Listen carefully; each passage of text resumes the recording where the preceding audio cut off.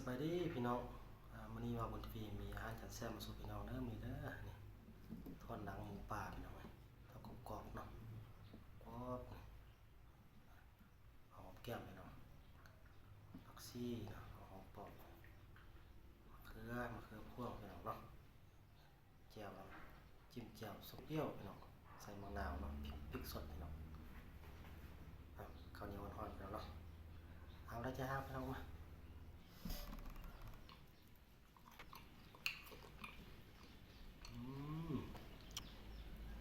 คุยรสจัดเปรี้ยวๆพี่น้อง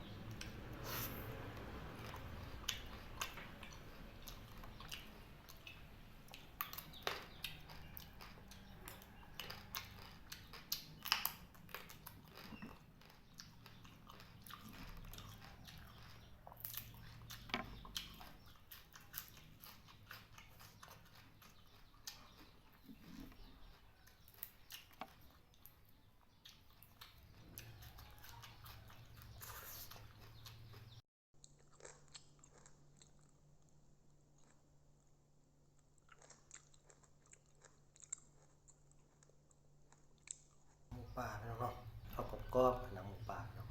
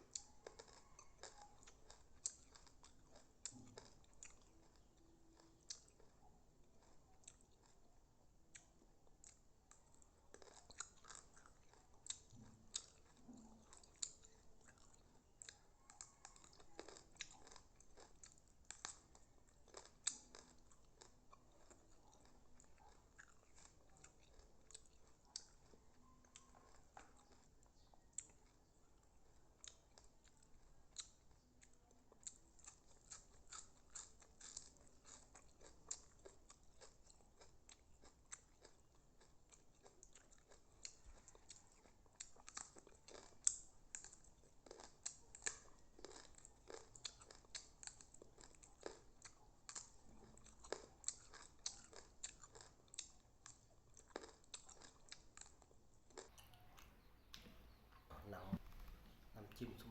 เปรี้ยวๆพี่น้อง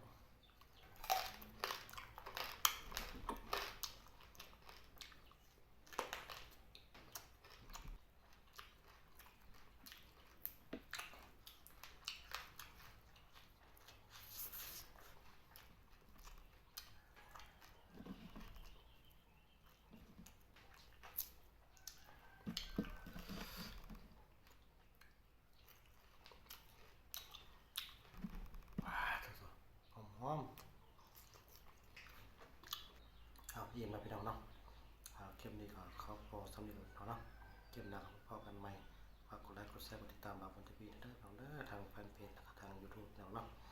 คลิปนี้ขอตัวลาไปก่อนเนาะพี่น้องคนใหม่ก็บ๊ายบายพบกันใหม่คลิปหน้า